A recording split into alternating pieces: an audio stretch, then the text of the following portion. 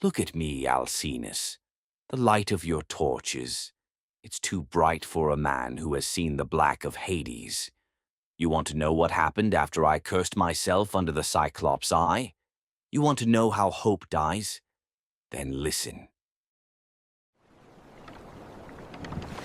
Part 1. The Copper Prison of Aeolus.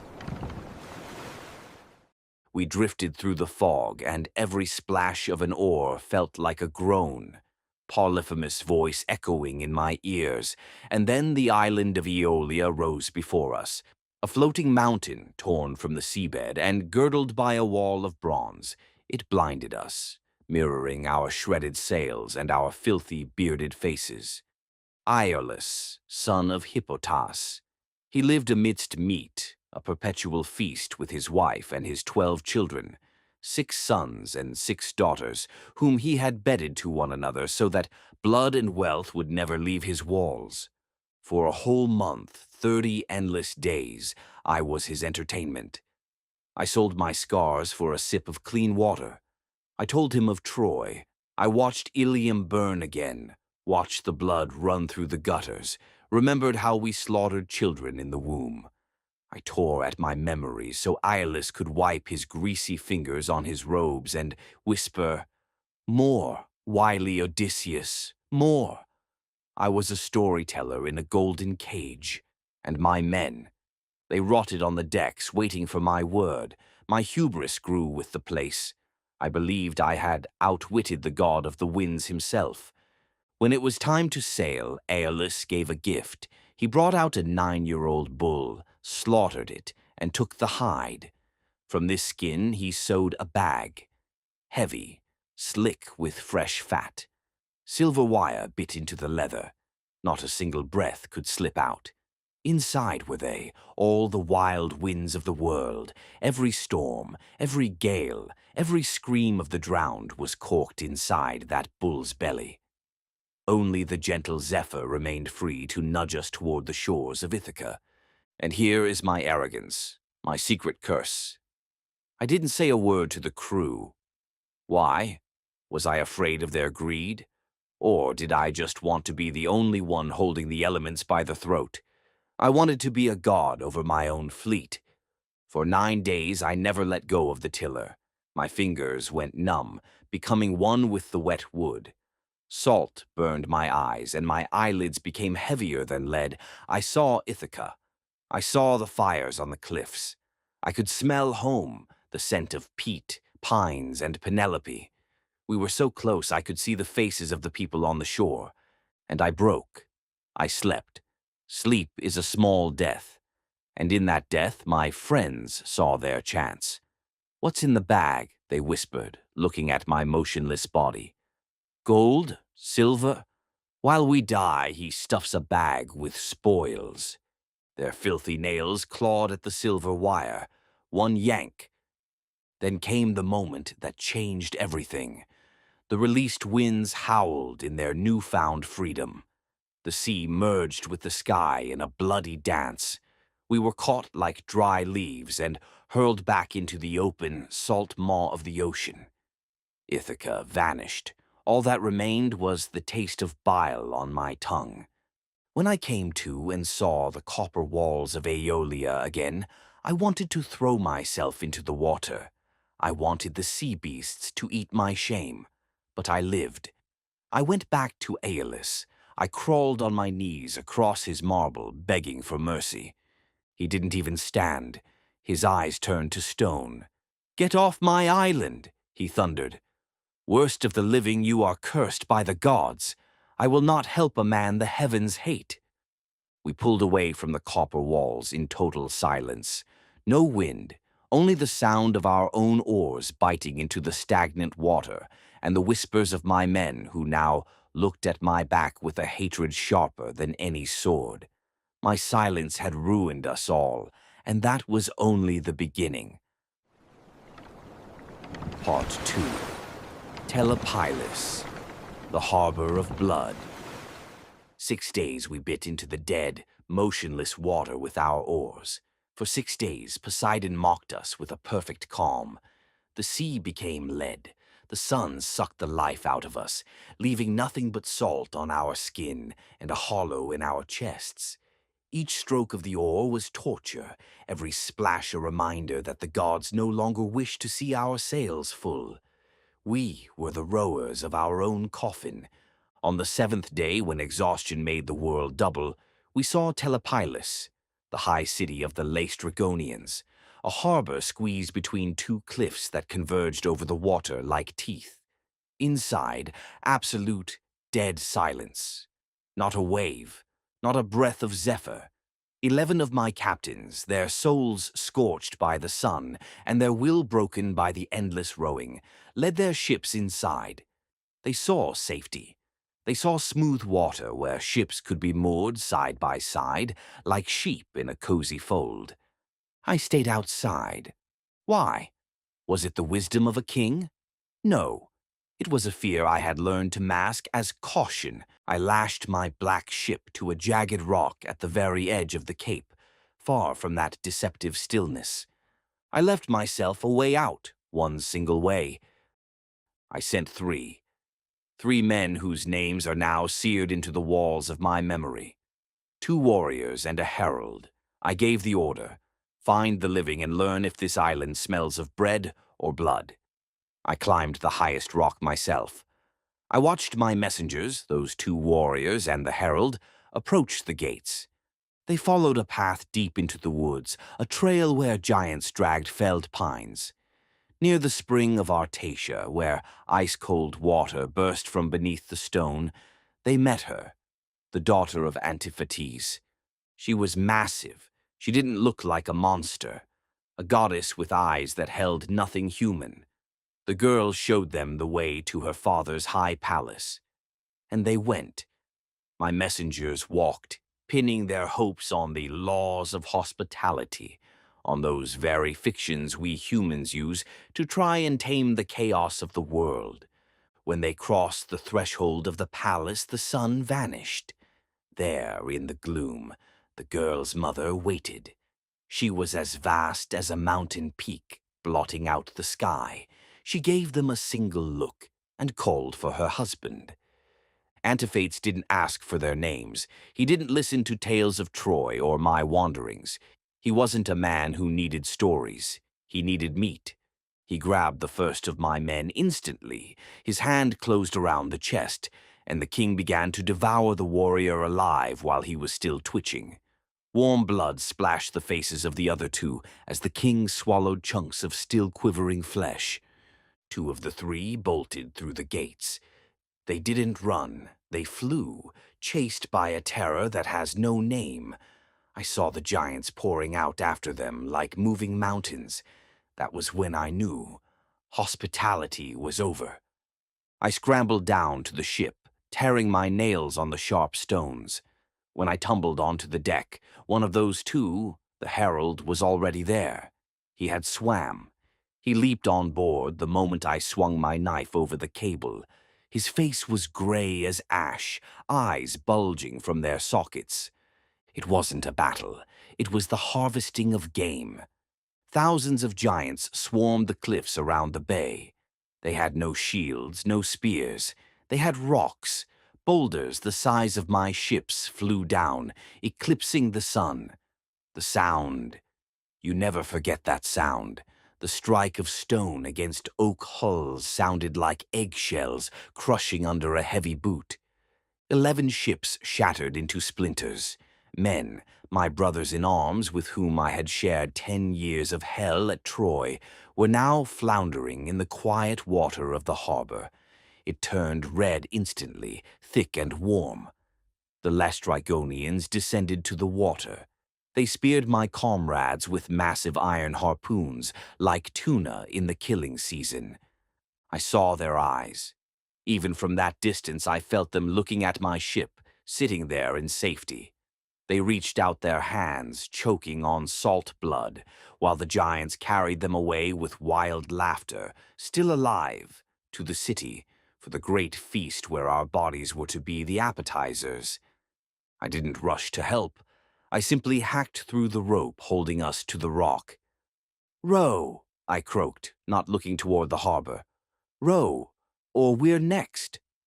The stench of panic on the deck was stronger than the smell of the sea. My men worked the oars as if death itself were clutching their heels. We escaped. We slipped into the open sea while behind us 11 crews dissolved in the bellies of monsters, 11 ships, hundreds of voices. Now, they are nothing but the silence in the bay of Telepylus. I saved one ship, mine, at the cost of an entire army entrusted to me. Do you still not understand who I am, Alcinous? I am a killer who simply knows when to cut the rope and look the other way while his friends are being speared. Poseidon didn't kill me there. He forced me to live with that sound, the sound of stone crushing the skulls of my men. Part 3. The Sweet Mold of Aeaea. We arrived at Aeaea not as warriors. We crawled there like the mangled stumps of a once great army. The ghost island rose from the morning mist like a bloated corpse. There was no surf. The water licked the shore soundlessly, like the tongue of a beast licking blood from a wound. For 2 days we wallowed in the sand. We didn't cry. We had no tears left after Telepylus. We just lay there, paralyzed by grief, watching the sun slowly burn out our retinas. Poseidon didn't kill us. No. He left us to rot alive under an indifferent sky, the stench of unwashed bodies, rotting wood, and despair. That was what we breathed. On the 3rd day, hunger became stronger than mourning. I took a spear and went deep into the island. There, in the thickets, I met him, a massive stag with golden antlers that shimmered like the crown of a neglected god. I killed him not out of a hunter's zest, but out of a fury at the life that kept pulsing in the beast. I carried him on my shoulders back to the ship, a heavy, hot carcass. His blood ran down my back, soaking through my tunic, sticking to my skin. I tasted it on my lips. It wasn't salty. It was sweet. It smelled of flowers and decay at the same time. It was the first taste of Aeaea, the taste of spoiled immortality. We gorged on that meat, gasping, mixing it with sand and our own bile, and then I knew we couldn't stay here. I divided us. Again. I shook the bronze helmet, and the lot fell to Eurylochus. 22 men, those who had survived the hail of Laestrygonian stones, now trembled at the rustle of a leaf. They went into the woods toward a house of dressed stone, from which rose a blue, intoxicating smoke. I watched their backs. I knew I wasn't sending them on a scout, but to another slaughter. But I didn't care. Pride no longer burned me. It had simply scorched a void inside. At the house they met them.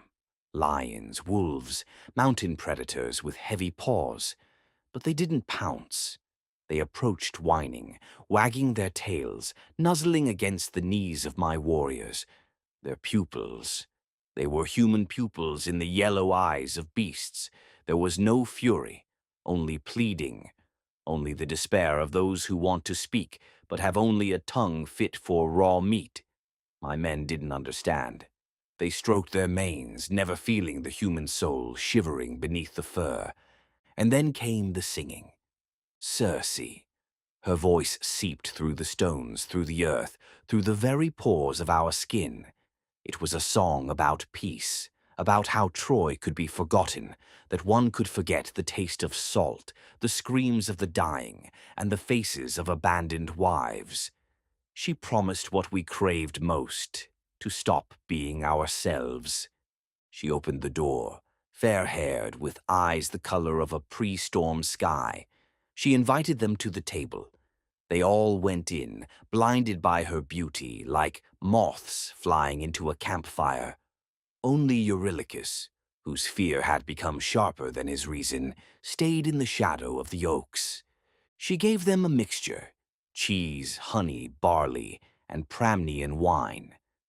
But there was more than joy in the cups. There was a potion that ate away at the memory of home, like acid. They drank greedily, swallowing the sweet poison. And then, the strike of the wand. It wasn't instant for them. It was an eternity of pain. I know because I saw the horror in their eyes later. The warriors' bodies began to arch at unnatural angles, the dry crack of human joints turning inside out. Bones snapped, fused again, changing shape. Skin stretched to the breaking point, sprouting stiff, black bristles. The fingers that held shields under the walls of Ilium, that rode through Poseidon's storms, now fused into cloven hooves. Faces blurred, lengthening into hideous wet snouts. A man's cry became a beast's squeal. In 1 minute, heroes became livestock. But Circe is not just a witch. She is the daughter of the sun, and her cruelty has a divine scale. She left them their human minds. She drove them into the sty like useless junk. They grunted in the mud. They beat their heads against the walls. They tried to scream their names. But only a hoarse oinking came from their mouths. They remembered everything. Remembered Ithaca. Remembered every one of their mistakes. And that was their true hell. Eyes, large, wet human eyes in pigheads. It is a scream without a voice. It is despair locked in the flesh of a beast. She threw them acorns and beech nuts, and they ate. Weeping, choking on their own wretchedness, they ate the food of swine because their will had been dissolved in the Pramnian wine. Eurylochus returned alone. He didn't run. He crawled. He was shaking so hard his teeth rattled against the rim of his bronze helmet. He couldn't string a word together, only wheezing. Forget them. They aren't human anymore. There are only pigs there, Odysseus, only pigs with our eyes. He begged me to flee. He asked to raise the sails and abandon the 22 to the witch's whim. But I stood up. I didn't go to save them out of love. There was no room for brotherhood in my heart then. There was only disgust for myself and for this island. I just didn't care where I died. In the slaughterhouse of Telepylus, under the stones of giants, or in a goddess's bed turned into a pigsty. I was ready to become a pig. Maybe then I'd finally stop feeling the weight of my name. I took my sword and went into the woods. I followed the scent of the blue smoke, feeling Poseidon somewhere out there, beyond the horizon, readying a new trap for me. But here, beneath the shadows of these ancient oaks, I met the one who decided my game wasn't over yet. Gods love to play with those who have nothing left to lose. Hermes met me where the oak shadows were deepest. He didn't descend from the sky in a blaze of light. He was just there, a boy with a face that had seen the beginning of the world. There was no mercy in his gaze, only the cold calculation of an old predator used to counting shadows at the gates of Hades. In his hands, he held a plant. "Here is your salvation, Odysseus." His voice was like the rustle of dry leaves. The gods call it Moly. He held out a flower to me, a black root, a white petal, smelling of innocence and death at once. A mortal man cannot pull Moly from the earth. The root screams so that the mind of whoever hears it drowns forever in madness. But the gods do not care for the earth's cry. I took the flower. I ate it as the messenger of shadows commanded. The taste. My tongue went numb instantly, as if I'd licked a frozen sword blade in a bitter frost. My throat spasmed, and in my veins, instead of blood, flowed the cold, thick poison of the gods. Moly didn't protect me. It simply killed everything human in me so that Circe's magic would find nothing to latch on to. To become invisible to the witch, I had to become part of her nightmare myself. Circe's palace rose before me like a mirage. She was waiting. She was singing, a sweet voice that vibrated in my bones. Circe was beautiful, with a beauty that burns out the eyes, a silver dress and a gaze that reflected a sun that gives no heat. "Drink, traveler." She held out a golden cup. The wine in it was thick, the color of dark pomegranate. I drank, looking her straight in the eyes. I felt the Pramnian wine mix with the Moly in my stomach. Circe smiled. It was the smile of a woman seeing yet another pig. She raised her long wand and touched my shoulder. "Now, go to the sty," she whispered. "Lie down with your friends. Grunt, Odysseus." But I didn't fall on all fours. I didn't make the sound of an animal. Instead, I drew my sword. Steel flashed in the palace gloom like a bolt of Zeus. With one lunge, I pinned the goddess to the floor and pressed the blade to her white, pulsing throat. The steel bit into her skin, and I saw a drop of divine ichor, golden and cold. A goddess on her knees is a sight that makes one sick. In that moment, all the majesty of the immortals vanishes. All that remains is a terrified woman begging for her life. She swore, the great oath of the gods. Only after she swore to do me no more harm did I allow her to touch me. She led my companions out of the sty. I saw the process, and it was worse than the transformation itself. She smeared them with another ointment, and I saw them shed their bristles, saw their bodies straighten, their hooves split back into human fingers. They wept. They fell to their knees, kissing my filthy hands, washing them with tears of gratitude. They had become younger, taller, more handsome than they had ever been. But it was an illusion. I looked into their eyes. There, in the depths of their pupils, the smell of the sty had settled forever. They were no longer the warriors who stormed Troy. They were a harvest Circe had allowed me to take. She hadn't just returned their bodies, she'd given them a new form of slavery. They had become grateful dogs looking into their master's mouth. We stayed on Aeaea for a whole year, a year of sweet rot. You ask why I didn't leave immediately? Because this island is a soft trap.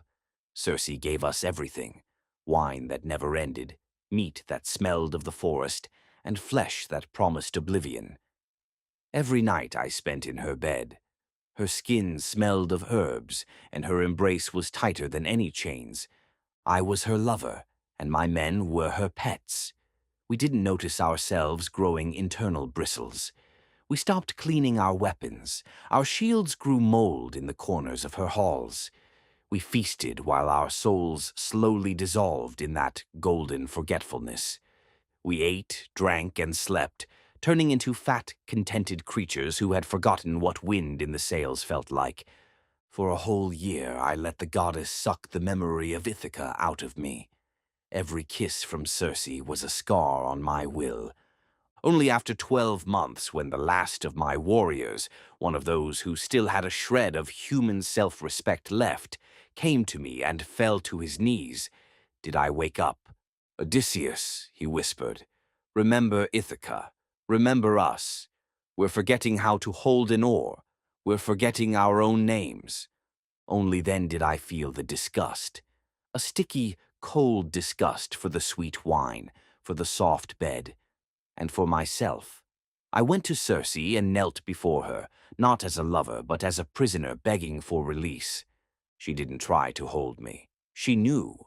A year on Aeaea is punishment enough. She let us go, but her final gift was the most terrible. "Your path home lies through Hades," she said, and there was no pity in her voice. "You must hear the shade of Tiresias. Only the dead will tell you how your men will die next." We began to pack. The crew was trembling. The thought of the realm of shades had knocked the last of the wine out of them. We ran across the deck like frightened rats, trying to remember how to be sailors. And that was when Aeaea took her final tithe. Elpenor. It was senseless. As senseless as our entire stay on that island. He had been sleeping on the palace roof, heavy with Pramnian wine. When he heard the clamor of our departure, he jumped up, forgetting where he was. He didn't find the ladder. He stepped into the void. A dry snap, like a dead branch breaking in the middle of a winter forest. That was his neck. He fell onto the stones at my feet, and his soul fled his body faster than we could cry out. He didn't die in battle. He didn't die a hero. He died like a drunken fool who forgot about the edge. We didn't even stop to bury him. We had no time for the dead when we ourselves were going to visit them. We left his body lying under the walls like useless junk after a great feast. His soul flew to Hades ahead of us to make room for my new nightmares. A black ewe and a black ram.